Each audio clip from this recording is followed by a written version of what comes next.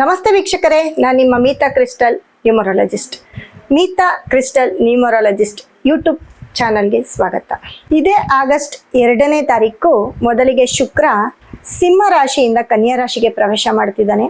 ಮತ್ತೆ ಇದೇ 3ನೇ ತಾರೀಕು ಕುಜ ವೃಷಭ ರಾಶಿಯಿಂದ ಮಿಥುನ ರಾಶಿಗೆ ಪ್ರವೇಶ ಮಾಡ್ತಿದ್ದಾನೆ. ಇದೇ ಆಗಸ್ಟ್ 6ನೇ ತಾರೀಕು ಬುಧ ಮಿಥುನ ರಾಶಿಯಿಂದ ಕಟಕ ರಾಶಿಗೆ ಪ್ರವೇಶ ಮಾಡ್ತಿದ್ದಾನೆ.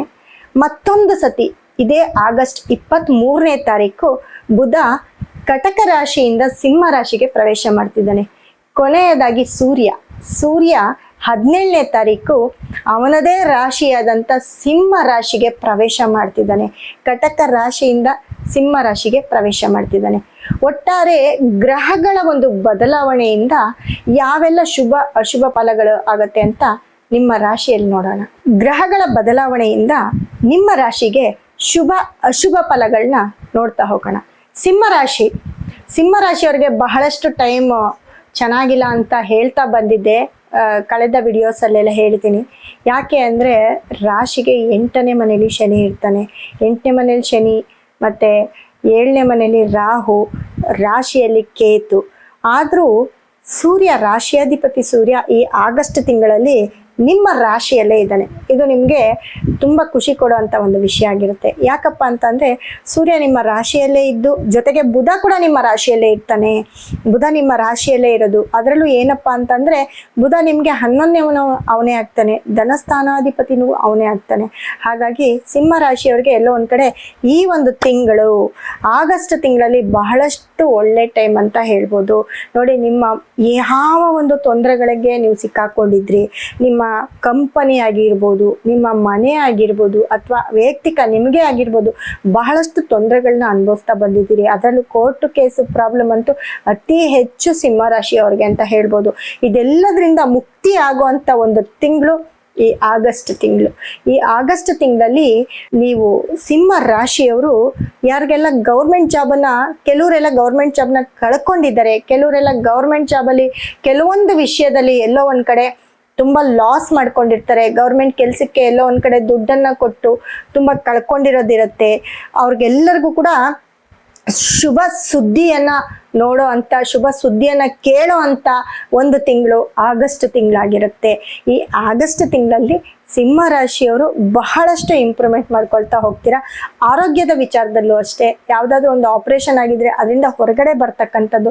ನಾನು ಲಾಸ್ಟ್ ವಿಡಿಯೋದಲ್ಲಿ ಹೇಳಿದ್ದೀನಿ, ಹೊಟ್ಟೆಗೆ ಸಂಬಂಧಪಟ್ಟಂಥ ಕೆಲವೊಂದು ಆರೋಗ್ಯದ ವಿಚಾರದಲ್ಲಿ ವ್ಯತ್ಯಯಗಳಾಗುತ್ತೆ ಅಂತ. ಅದು ಕೂಡ ಅದರಿಂದ ಹೊರಗಡೆ ಬರ್ತೀರಾ, ಅಂದರೆ ಸುಧಾರಿಸ್ಕೊಳ್ತಾ ಹೋಗ್ತೀರಾ.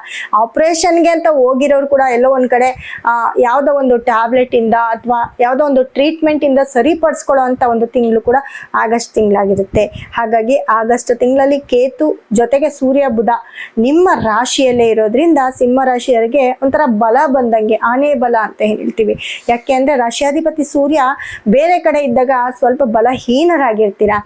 ಅದೇ ರಾಶಿಯಾಧಿಪತಿ ಸೂರ್ಯ ನಿಮ್ಮ ರಾಶಿಯಲ್ಲೇ ಇರೋದ್ರಿಂದ ತುಂಬ ಬಲವಾಗಿರ್ತೀರಾ ಅಂತ ಹೇಳುತ್ತೆ.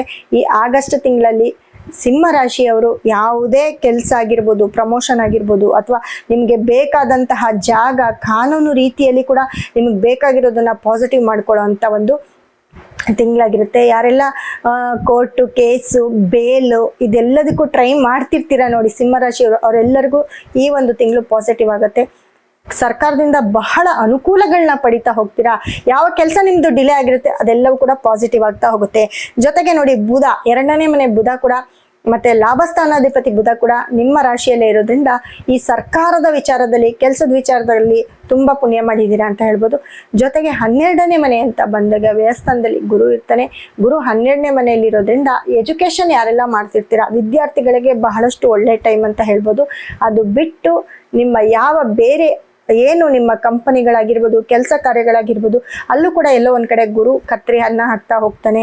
ಯಾಕಪ್ಪ ಅಂತ ಅಂದರೆ ನಿಮ್ಮ ದೊಡ್ಡವರಿಂದನೇ, ನಿಮ್ಮ ಮನೆ ಹಿರಿಯರಿಂದನೇ ನಿಮಗೆ ತೊಂದರೆ ಆಗ್ತಾ ಇರುತ್ತೆ. ನೋಡಿ, ಅಪ್ಪ ಮಗನಿಗೆ ಜಗಳ ಆಗ್ತಕ್ಕಂಥದ್ದು, ಅಥವಾ ತಂದೆ ಮಗನಿಗೆ ಯಾವುದಾದ್ರೂ ಒಂದು ರೀತಿಯಲ್ಲಿ ಮೋಸ ಮಾಡ್ತಕ್ಕಂಥದ್ದು, ಅಥವಾ ಮಗ ತಂದೆಗೆ ಯಾವುದಾದ್ರೂ ಒಂದು ರೀತಿಯಲ್ಲಿ ಚೀಟ್ ಮಾಡ್ತಕ್ಕಂಥದ್ದು, ಇದೆಲ್ಲವೂ ಕೂಡ ನಡೀತಾ ಹೋಗುತ್ತೆ ಮನೆಯಲ್ಲಿ. ಅಂದರೆ ಕುಟುಂಬದಲ್ಲಿ ಕಲಹಗಳು ಸ್ಟಾರ್ಟ್ ಆಗುತ್ತಾ ಹೋಗುತ್ತೆ. ಯಾಕಂದ್ರೆ ಕುಟುಂಬ ಅಂತ ಬಂದಾಗ 2ನೇ ಮನೇಲಿ ಶುಕ್ರ ಕೂಡ ಇದ್ದಾನೆ, ಅವನು 3ನೇವನಾಗಿ, ಜೊತೆಗೆ ನಿಮ್ಗೆ 10ನೇವನಾಗಿ ಶುಕ್ರ ಎಲ್ಲ ಒಂದ್ ಕಡೆ 2ನೇ ಮನೇಲಿ ಇರೋದು ನಿಮ್ಗೆ ಶುಕ್ರ. ಯಾಕಂದ್ರೆ ಸೂರ್ಯನಿಗೂ ಶುಕ್ರನಿಗೂ ಅಷ್ಟೊಂದು ಏನು ಪಾಸಿಟಿವ್ ಇರೋದಿಲ್ಲ. ಸೂರ್ಯ ಶುಕ್ರ ಮೊದಲೇ ನೋಡಿದ್ರೇನೆ ಬೆಂಕಿ ಅಂತ ಹೇಳ್ಬೋದು. ಶುಕ್ರ ಯಾವಾಗ ನಿಮ್ಮ ಧನಸ್ಥಾನಕ್ಕೆ ಬಂದಿದ್ದಾನೆ ಅಲ್ಲೆಲ್ಲೋ ಒಂದ್ ಕಡೆ ನಿಮ್ಮ ಕುಟುಂಬದಲ್ಲಿ ಸ್ವಲ್ಪ ಕಲಹಗಳು ಜಾಸ್ತಿ ಆಗ್ತಾ ಹೋಗುತ್ತೆ. ಕುಟುಂಬದ ಕಲಹ, ಅಣ್ಣ ತಮ್ಮ ಆಗಿರ್ಬೋದು, ಅಕ್ಕ ತಂಗಿ ಆಗಿರ್ಬೋದು, ಅಥವಾ ಮನೆಯಲ್ಲಿ ಯಾರು ಗುರು ಹಿರಿಯರು ಇರ್ತಾರೆ ಅವರಿಂದ ಕೆಲವೊಂದು ನಿಂದನೆಗಳಾಗಿರ್ಬೋದು, ಇವೆಲ್ಲವೂ ಕೂಡ ನೋಡ್ತಾ ಹೋಗ್ತೀರಾ ಸಿಂಹ ರಾಶಿಯವರು. ಅಂದರೆ ಕೆಲಸದ ವಿಚಾರ ಬೇರೆ, ಕುಟುಂಬ ಅಂತ ಬಂದಾಗ ಕುಟುಂಬದಲ್ಲಿ ತುಂಬಾ ಬೇಡ್ತಕ್ಕಂಥ ವಿಷಯಕ್ಕೆ ಜಗಳ ಆಡ್ತಾ ಹೋಗ್ತೀರಾ. ಜೊತೆಗೆ ನಿಮ್ಗೆ ನೋಡಿ, ರಾಹು ಬಂದು ಸಪ್ತಮದಲ್ಲಿ ಇರ್ತಾನೆ. ರಾಹು 7ನೇ ಮನೆಯಲ್ಲಿ ರಾಹು ಇದ್ದು ಕೇತು ನಿಮ್ಮ ರಾಶಿಯಲ್ಲೇ ಇರೋದ್ರಿಂದ ಗಂಡ ಹೆಂಡತಿ ಮಧ್ಯೆ ಸ್ವಲ್ಪ ಮನಸ್ತಾಪ ಜಾಸ್ತಿ ಆಗ್ತಾ ಹೋಗುತ್ತೆ. ಯಾವುದೋ ಒಂದು ಸಣ್ಣ ವಿಷಯಕ್ಕೆ ಕಿತ್ತಾಡ್ಕೊಳ್ಳೋದು, ತುಂಬಾ ದಿನ ಮಾತು ಬಿಡ್ತಕ್ಕಂಥದ್ದು, ಅಥವಾ ಮಾತು ಬಿಟ್ಟಿದ್ರು ಕೂಡ ಅದರ ಹಾಗೆ ಜಾಸ್ತಿ ಆಗ್ತಕ್ಕಂಥದ್ದು, ಇದೆಲ್ಲವೂ ಕೂಡ ಆಗ್ತಾ ಇರುತ್ತೆ. ಇದು ಕೂಡ ಕುಟುಂಬ ಅಂತ ಬಂದಾಗ ಕುಟುಂಬಕ್ಕೆ ಸೇರುತ್ತೆ ಅಂತ ಹೇಳ್ಬೋದು. ಜೊತೆಗೆ 5ನೇ ಮನೆ ಅಂತ ಬಂದಾಗ 5ನೇ ಮನೆ ಶನಿ ನಿಮ್ಗೆ 8ನೇ ಮನೇಲಿ ಇರೋದ್ರಿಂದ ಮಕ್ಕಳಿಂದ ಕೂಡ ಎಲ್ಲೋ ಒಂದ್ ಕಡೆ ನಿಮ್ಗೆ ತುಂಬಾ ಹಿಂಸೆ, ಮಕ್ಕಳು ಮಾತು ಕೇಳ್ದಿರ್ತಕ್ಕಂಥದ್ದು, ಅಥವಾ ಮಕ್ಕಳಿಂದ ಯಾವ್ದಾದ್ರು ಒಂದು ತೊಂದರೆಯನ್ನ ಅನುಭವಿಸ್ತಕ್ಕಂಥದ್ದು, ಇದೆಲ್ಲವೂ ಆಗ್ತಾ ಇರುತ್ತೆ. ಇದನ್ನ ತುಂಬಾ ಕೇರ್ಫುಲ್ ಆಗಿ ನೋಡ್ಕೊಳ್ಬೇಕಾಗುತ್ತೆ. 8ನೇ ಮನೆ ಶನಿ ಬಹಳಷ್ಟು ತೊಂದರೆಯನ್ನ ಕೊಡ್ತಾನೆ, ಅದನ್ನ ನಿಮ್ಗೆ ಹೇಳೋದೇ ಬೇಡ. ಯಾಕಂದ್ರೆ ಅದು ಗುರುವಿನ ಮನೆ ಆದ್ರೂ ಗುರು ಕೂಡ ನಿಮ್ಗೆ 12ನೇ ಮನೇಲಿ, ರಾಶಿಗೆ 12ನೇ ಮನೇಲಿ ಇರೋದ್ರಿಂದ ಈ ಶನಿ ಮತ್ತೆ ಗುರುವಿನ ಯಾವುದೇ ಒಂದು ಕೆಲಸ ಇದ್ರೂ ಕೂಡ ನಿಮ್ಗೆ ಆ ಕೆಲಸ ಎಲ್ಲೋ ಒಂದ್ ಕಡೆ ಫೇಲ್ ಆಗ್ತಕ್ಕಂಥದ್ದು ಜಾಸ್ತಿ ಆಗ್ತಾ ಹೋಗುತ್ತೆ. ಮತ್ತೆ ಯಾರೆಲ್ಲ ಸಿಂಹ ರಾಶಿಯವರು ನೀವೇನಾದ್ರೂ ಟ್ರಾವೆಲಿಂಗ್ ಮಾಡಬೇಕಾದ್ರೆ, ರೋಡಲ್ಲಿ ಹೋಗ್ಬೇಕಾದ್ರೂ ಅಪಘಾತಗಳನ್ನ ನೋಡ್ಕೊಳ್ಬೇಕಾಗತ್ತೆ. ಸ್ವಲ್ಪ ಮಿಸ್ಟೇಕ್ ಆದ್ರೂ ತುಂಬಾ ಕೇರ್ಫುಲ್ ಆಗಿರ್ಬೇಕು. ಸ್ವಲ್ಪ ಮಿಸ್ಟೇಕ್ ಆದ್ರೂ ಅದನ್ನ ತೊಂದರೆಯಿಂದ ನೀವು ತುಂಬಾ ಸಫರ್ ಮಾಡ್ಬೇಕಾಗತ್ತೆ, ಅಂದ್ರೆ ತುಂಬಾ ಲಾಂಗ್ ಟೈಮ್ ಸಫರ್ ಮಾಡ್ಬೇಕಾಗತ್ತೆ. ಹಾಗಾಗಿ ಯಾರು ಎಲ್ಲಾದ್ರೂ ಪ್ರವಾಸ ಆಗಿರ್ಬೋದು, ಅಥವಾ ನೀವು ಎಲ್ಲೇ ಒಂದ್ ಕಡೆ ಜರ್ನಿ ಮಾಡ್ತಿರ್ಬೋದು, ತುಂಬಾ ಕೇರ್ಫುಲ್. 1 ಕಿಲೋಮೀಟರ್ ಆಗಿರ್ಬೋದು, 2 ಕಿಲೋಮೀಟರ್ ಆಗಿರ್ಬೋದು, ಡೈಲಿ ಆಫೀಸ್ಗೆ ಹೋಗೋದಾಗಿರ್ಬೋದು, ನೋಡ್ಕೊಂಡು ಓಡಾಡಿ ಅಂತ ಹೇಳ್ತೀನಿ. ಯಾಕಂದ್ರೆ ಅದರಿಂದ ಬಹಳ ಅಪಘಾತಕ್ಕೆ ಬಹಳ ಟೈಮ್ ತುಂಬಾ ಹತ್ರ ಇರೋದ್ರಿಂದ ಇದು ಬೇಗ ನಿಮ್ಗೆ ತಗಲ್ತಾ ಹೋಗುತ್ತೆ. ಜೊತೆಗೆ ದೃಷ್ಟಿ ಅಂತ ಅಂದ್ರೆ ತುಂಬಾ ಬೇಕಾಗಿರೋರು ಎಲ್ಲೋ ಒಂದ್ ಕಡೆ ನಿಮ್ಗೆ ಶಾಪ ಆಗ್ತಕ್ಕಂಥದ್ದು, ದೃಷ್ಟಿ ಆಗ್ತಕ್ಕಂಥದ್ದು, ಬೇಡದೇ ಇರೋ ವಿಷಯಕ್ಕೆ ತಂದು, ಬೇಡದೇ ಇರೋ ವಿಷಯವನ್ನ ತಂದು ನಿಮ್ ಕಿವಿಗೆ ಹಾಕ್ತಕ್ಕಂಥದ್ದು, ಇದರಿಂದ ನೀವು ಸ್ವಲ್ಪ ಟ್ರಿಗರ್ ಆಗ್ತಕ್ಕಂಥದ್ದು, ಇದೆಲ್ಲವೂ ಕೂಡ ಸಿಂಹರಾಶಿಯವ್ರಿಗೆ ಆಗ್ತಾ ಹೋಗುತ್ತೆ. ಯಾಕಂದ್ರೆ 12ನೇ ಮನೇಲಿ ಗುರು ಇರ್ತಾನೆ. ಅವನು ಗುರು ಇರೋದ್ರಿಂದ ಎಲ್ಲ ಸ್ವಲ್ಪ ಚಾಡಿ ಮಾತನ್ನ ಕೇಳುವಂಥದ್ದು ಜಾಸ್ತಿ ಆಗುತ್ತೆ. ಇದನ್ನ ಸ್ವಲ್ಪ ಅವಾಯ್ಡ್ ಮಾಡ್ಬೇಕಾಗತ್ತೆ. ಯಾಕಂದ್ರೆ ಕೆಲಸ ಕಾರ್ಯದಲ್ಲಿ ಟೈಮ್ ಚೆನ್ನಾಗಿದೆ, ಆದ್ರೆ ಬೇಡದೇ ಇರೋ ವಿಷಯ, ಕುಟುಂಬದ ಕಲಹ ಅಂತ ಹೇಳ್ದೆ, ಮತ್ತೆ ಅಪಘಾತಗಳು ಜಾಸ್ತಿ ಆಗ್ತವೆ ಅಂತ ಹೇಳ್ದೆ, ಅದನ್ನ ಸ್ವಲ್ಪ ನೋಡ್ಕೊಳ್ಬೇಕಾಗುತ್ತೆ. ಮತ್ತೆ ಬೇಡದೇ ಇರೋ ವಿಷಯಗಳನ್ನ ಕೇಳಿದಾಗ ಎಲ್ಲೋ ಒಂದ್ ಕಡೆ ಟ್ರಿಗರ್ ಆಗ್ತಕ್ಕಂಥದ್ದು, ಈ ಚಾಡಿ ಮಾತುಗಳನ್ನ ಕೇಳ್ಕೊಂಡು ಅದಕ್ಕೆ ರಿಯಾಕ್ಟ್ ಆಗ್ತಕ್ಕಂಥದ್ದು, ಇವೆಲ್ಲವೂ ಆಗುತ್ತೆ. ಅದನ್ನ ಸ್ವಲ್ಪ ಅವಾಯ್ಡ್ ಮಾಡ್ಬೇಕಾಗತ್ತೆ. ಅದಕ್ಕೆ ಪರಿಹಾರ ಕೂಡ ಮಾಡ್ಕೊಳ್ಬೇಕಾಗತ್ತೆ. ಯಾಕಂದ್ರೆ ದೃಷ್ಟಿಯ ತುಂಬಾ ದೃಷ್ಟಿ ಆಗ್ತಕ್ಕಂಥದ್ದು, ಎಲ್ಲೋ ಒಂದ್ ಕಡೆ ದುಡ್ಡು ಕಾಸು ಬರೋದು ಕೂಡ ಈ ಕಣ್ಣಿನ ದೃಷ್ಟಿಯಿಂದ ಅದು ಕೂಡ ಕಟ್ಟಾಗ್ತಕ್ಕಂಥದ್ದು ಆಗ್ತಾ ಇರುತ್ತೆ. ಅದಕ್ಕಾಗಿ ನೀವು ಪರಿಹಾರ ಮಾಡ್ಕೊಳ್ಳೇಬೇಕು. ಜೊತೆಗೆ ಕುಜ ನಿಮ್ಗೆ 11ನೇ ಮನೆಯಲ್ಲಿ ಇರ್ತಾನೆ. ಕುಜ ಬಂದು ನಿಮ್ಗೆ 4ನೇವನೇ ಆಗಿರ್ತಾನೆ. 4ನೇವನಾಗಿ ಜೊತೆಗೆ 9ನೇವನಾಗಿ ಅವನು 11ನೇ ಮನೇಲಿ ಇರೋದು ಎಲ್ಲೋ ಒಂದ್ ಕಡೆ ಅದು ಕೂಡ ಲಾಭ ಅಂತ ಹೇಳ್ಬೋದು. ಆದ್ರೆ ಎಷ್ಟು ದಿನ ಲಾಭ ಸರಿ? ಯಾಕೆ ಅಂತಂದ್ರೆ ಗುರು ಕೂಡ ಕೆಟ್ಟಿರೋದ್ರಿಂದ, ಶನಿಯ ಒಂದು ದೃಷ್ಟಿ ಕೂಡ ನಿಮ್ಮ ಒಂದು 3ನೇ ಮನೆ ಅಂತ ಬಂದಾಗ 11ನೇ ಮನೆ ಏನಿರುತ್ತೆ ನಿಮ್ಗೆ, ಅದ್ರ ಮೇಲೆ ಶನಿಯ ದೃಷ್ಟಿ ಕೂಡ ಇರೋದ್ರಿಂದ ಖಂಡಿತ ಹೇಳ್ತೀನಿ, ನಿಮ್ಮ ವೈಯಕ್ತಿಕ ಅಂತ ಬಂದಾಗ ನಿಮ್ಮ ಪರ್ಸನಲ್ ಪ್ರಾಬ್ಲಮ್ ಏನಾದ್ರೂ ಇದ್ರೆ ಖಂಡಿತವಾಗ್ಲೂ ಅದರಲ್ಲೂ ಕೂಡ ಎಲ್ಲೋ ಒಂದ್ ಕಡೆ ಸ್ವಲ್ಪ ಮಿಸ್ಟೇಕ್ಗಳಾಗ್ತಾ ಇರುತ್ತೆ. ಇದಕ್ಕೆ ಖಂಡಿತ ಪರಿಹಾರ ಮಾಡ್ಕೊಳ್ಳಿ. ಪರಿಹಾರನೇ ನಿಮ್ಗೆ ಎಲ್ಲದಕ್ಕೂ ಮೂಲ ಕಾರಣ ಆಗಿರುತ್ತೆ. ಯಾಕಂದ್ರೆ ಒಟ್ಟಾರೆ ಸಿಂಹ ರಾಶಿಯವರಿಗೆ ಸ್ವಲ್ಪ 25% ನಿಮ್ಗೆ ಒಳ್ಳೆ ಟೈಮು, ಆದ್ರೆ 75% ನಿಮ್ಮ ಟೈಮ್ ಕೆಟ್ಟಿರೋದ್ರಿಂದ ನೀವು ಪರಿಹಾರವನ್ನ ಮಾಡ್ಕೊಳ್ಳೇಬೇಕು. ಎಲ್ಲರೂ ಕೂಡ ಈ ಆಗಸ್ಟ್ ತಿಂಗಳಲ್ಲಿ ಲಕ್ಷ್ಮೀ ಪೂಜೆಯನ್ನ ಮಾಡ್ತಾ ಇರ್ತೀರಾ. ಈ ಲಕ್ಷ್ಮೀ ಪೂಜೆಗೆ ನಿಮ್ಗೆ ಬಹಳಷ್ಟು ಅನುಕೂಲ ಆಗ್ಲಿ, ಸದಾ ಲಕ್ಷ್ಮಿ ನಿಮ್ಮ ಮನೇಲಿ ಇರ್ಲಿ ಅಂತ ಈ ಒಂದು ಸ್ಟೋನ್ ಅನ್ನ, ಶುಕ್ರ ಗ್ರಹದ ಒಂದು ಸ್ಟೋನ್ ಅನ್ನ ನಮ್ಮ ಸಂಸ್ಥೆ ಕಡೆಯಿಂದ ನಾವು ನಿಮ್ಗೆ ಕೊಡ್ತಾ ಇದ್ದೇವೆ. ನೀವು ಎಲ್ಲೇ ಇದ್ರೂ ಇದು ಆನ್ಲೈನ್ ಮುಖಾಂತರ ಆಗಿರ್ಬೋದು, ಅಥವಾ ನಮ್ಮ ಒಂದು ಸಂಸ್ಥೆಗೆ ಭೇಟಿ ನೀಡಿ ಇದನ್ನ ತಗೊಳ್ಬೋದು. ಇದನ್ನ ಒನ್ಸ್ ನಿಮ್ಮ ಮನೇಲಿ ಇಟ್ಟು ಪೂಜೆ ಮಾಡಿದ್ರೆ ಖಂಡಿತವಾಗ್ಲೂ ಈ ವರಮಹಾಲಕ್ಷ್ಮಿ ಹಬ್ಬದ ದಿನ ಈ ಶುಕ್ರನ ಒಂದು ಸ್ಟೋನ್ ಅನ್ನ ನಿಮ್ಮ ಮನೆಯಲ್ಲಿಟ್ಟು ಪೂಜೆ ಮಾಡಿದ್ರೆ ಶುಕ್ರ ಸದಾ ನಿಮ್ಮ ಮನೆಯಲ್ಲಿ ವಾಸವಾಗಿರ್ತಾನೆ.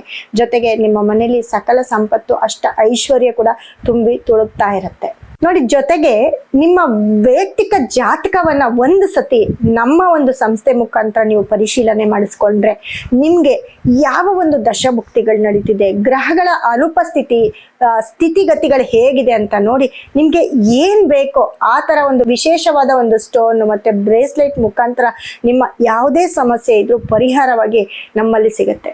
ಜೊತೆಗೆ ನಿಮ್ಮ ಒಂದು ವೈಯಕ್ತಿಕ ಜಾತಕವನ್ನ ನಮ್ಮ ಸಂಸ್ಥೆ ಮುಖಾಂತರ ನೀವು ಪರಿಶೀಲಿಸ್ಕೊಂಡ್ರೆ, ನಿಮ್ಮ ಆನ್ಲೈನ್ ಮುಖಾಂತರ ಆಗಿರ್ಬೋದು ಅಥವಾ ನೇರ ಸಂಪರ್ಕದಲ್ಲಾಗಿರ್ಬೋದು, ನಿಮ್ಮ ಒಂದು ಸತಿ ನಿಮ್ಮ ಜಾತಕವನ್ನ ಪರಿಶೀಲನೆ ಮಾಡಿಸ್ಕೊಳ್ಳಿ. ನಿಮಗೆ ಯಾವ ಒಂದು ದಶಭುಕ್ತಿ ನಡೀತಾ ಇದೆ, ಗ್ರಹಗಳು ಯಾವ ರೀತಿ ಇದಾವೆ ಅನ್ನೋದನ್ನ ಪರಿಶೀಲನೆ ಮಾಡಿ ನಿಮ್ಮ ಒಂದು ಸಮಸ್ಯೆಗೆ ಪರಿಹಾರವಾಗಿ ನಾನು ಕೆಲವೊಂದು ಬಹಳ ಉಪಯುಕ್ತವಾದ ಒಂದು ಸ್ಟೋನು ಮತ್ತೆ ಕ್ರಿಸ್ಟಲ್ಗಳನ್ನ ಕೊಡ್ತೇನೆ. ಅದನ್ನ ನೀವು ನಿಮ್ಮ ಜಾತಕವನ್ನ ಪರಿಶೀಲನೆ ಮಾಡಿಸ್ಕೊಂಡಾಗ ತುಂಬಾ ಚೆನ್ನಾಗಿ ವರ್ಕ್ ಆಗುತ್ತೆ. ನಿಮ್ಮ ಒಂದು ಉದ್ಯೋಗ ಅಥವಾ ಯಾವುದೇ ಸಮಸ್ಯೆ, ಆರೋಗ್ಯ ಅಥವಾ ಏನು ನಿಮ್ಮ ಧನ ನಷ್ಟ, ಧನ ಹಾನಿ, ಯಾವುದೇ ಒಂದು ಕೆಲಸದ ಒಂದು ನೇಮು ಫೇಮು ಎಲ್ಲದಕ್ಕೂ ಕೂಡ ನಾನು ಕೊಡೋ ಅಂಥ ಸ್ಟೋನ್ ಯೂಸ್ ಮಾಡಿದ್ರೆ ಖಂಡಿತ ನಿಮ್ಗೆ ಒಳ್ಳೇದಾಗುತ್ತೆ ಅಂತ ಹೇಳ್ತಾ ಧನ್ಯವಾದವನ್ನು ತಿಳಿಸ್ತಾ ಇದ್ದೀನಿ.